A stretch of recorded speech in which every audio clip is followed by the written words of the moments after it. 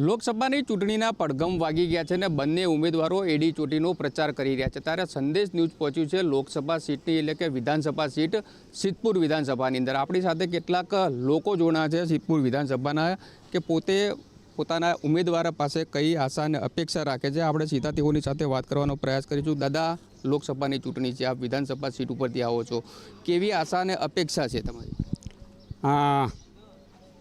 અમારા સિદ્ધપુર વિધાનસભામાં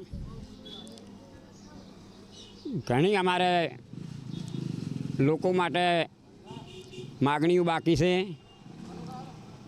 સિદ્ધપુર વિધાનસભામાં એક તો સરસ્વતી નદીમાં પાણી પણ ઘણા સમયથી આવતું નથી।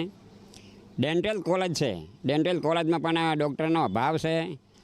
શિક્ષણ હોય, આરોગ્ય હોય કે મહિલા સુરક્ષાનું હોય કે નાના મોટા વેપારીઓનું હોય કે વીજળીકરણ હોય, તમામ રીતે અમારો વિસ્તાર 50 રહ્યો છે। 50માં અમારા વિસ્તારનું કોઈ કામ નહીં છે અને અમારો વિસ્તાર એટલો બધો ઝંખી રહ્યો છે કે સારો ઉમેદવાર આવે તો અમારા માટે અમારી પબ્લિક જનતા એના માટે ખૂબ મંથન કરી રહી છે અને ઉમેદવારને જીતાડવા માટે અમારા વિકાસના કામો માટે બહુ વસ્તી ઝંખી રહી છે। તો અમે એ વિચારી રહ્યા છે, તો અમારી જનતા પણ ખૂબ વિચારી રહી છે તો સારો ઉમેદવાર અમારા માટે મળે તો અમે એ વિચાર અને ઉમેદવારને જીતાડશું। સિદ્ધપુરની પ્રજા વિકાસ ઝંખી છે। દાદા, આપને પૂછવા માગે છે, આપ યુવા છો, યુવા તરીકે આપ શું કહેવા માગશો? યુવાનોનો મુખ્ય મુદ્દો એક જ છે કે રોજગારી। આ શાસનમાં રોજગારી બિલકુલ નથી અને શિક્ષણ પણ સારું મળતું નથી। એટલે અને ગેસ સિલિન્ડરના ભાવ પણ આપ જોઈ શકો છો, જે વાયદા કર્યા હતા સરકારે એ વાયદા ઉપર પૂરી ઉતરી નથી। બાજુના જ રાજ્યમાં જોઈએ, રાજસ્થાનમાં તો આપણે 450માં ગેસનો બાટલો મળે છે અને ગુજરાતમાં 1000 રૂપિયામાં મળે છે। તો આવો ભેદભાવ કેમ, એ અમારા મુદ્દા છે। આપણે પૂછવા માંગીશ, સિદ્ધપુર વિધાનસભાની અંદર રોજગારીનો કોઈ એવો સ્ત્રોત ખરી આપણને રોજગારી મળે? ના, નજીકમાં કોઈ રોજગારીનો સ્ત્રોત જ નથી। અહીંથી 200-250 કિલોમીટર તો યુવાનોને રોજ અપડાઉન માટે જવું પડે છે, બેચરાજીને એ બાજુ।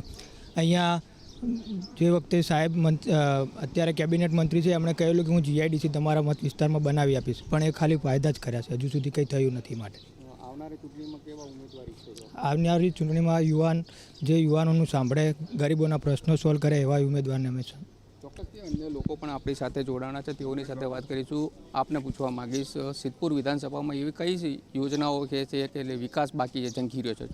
વિકાસના મુદ્દે તો એ છે કે ધારો કે પાણીનો વિકાસ છે, પાણીનો કોઈ નિકાલ આવ્યો નહીં।